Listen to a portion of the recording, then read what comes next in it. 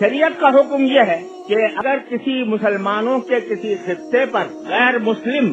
حملہ آور ہوں تو سارے مسلمانوں پر جہاد فرض ہو جاتا ہے،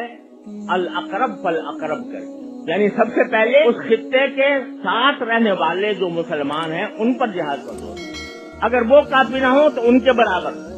وہ کافی نہ ہو تو ان کے برابر۔ اس لحاظ سے جو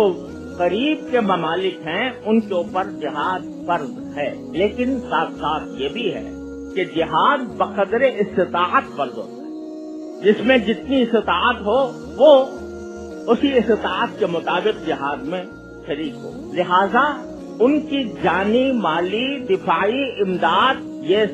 فرض ہے تمام مسلمان ملکوں کے اوپر، لیکن اس کے لیے ایسی حکمت عملی ضروری ہے کہ جس سے ان کو فائدہ پہنچے، نقصان نہ پہنچے۔ اس حکمت عملی کے لیے عالم اسلام کو چاہیے کہ وہ سر جوڑ کر ایسی حکمت عملی تیار کرے۔ خود ہماری حکومت الحمدللہ پاکستان کی ایسی فوجی طاقت رکھتی ہے کہ جو بہت کم ملکوں کو میسر ہے، لیکن اس کا فرض ہے کہ اس کو کی امداد کرے، لیکن امداد کرے ایسی حکمت کے ساتھ کہ جس سے اس کو فائدہ پہنچے، نقصان نہ پہنچے۔ اور اس کا طریقہ اس طرح نہیں ہے کہ برسر عام جا کر ان کے گھر پہ جا کر میزائل داغ دیے جائیں، بلکہ اس کے لیے حکمت عملی کی ضرورت ہے۔ میں اس وقت اتنا ہی اشارہ کر سکتا ہوں کہ حکمت عملی کی ضرورت ہے، اور اس حکمت عملی کے ساتھ ان کا امداد ہر مسلمان ملک پر فرض ہے بشمول پاکستان۔ اللہ تعالیٰ ان کو توفیق دے۔ میں اپنی فوج کے بارے میں اتنی بات جانتا ہوں کہ بنیادی طور پر وہ مسلمان اور ان کے اندر اسلامی جذبات بھی ہیں، لہذا یہ بات مجھے مستبعد لگتی ہے کہ وہ اس معاملے میں بالکل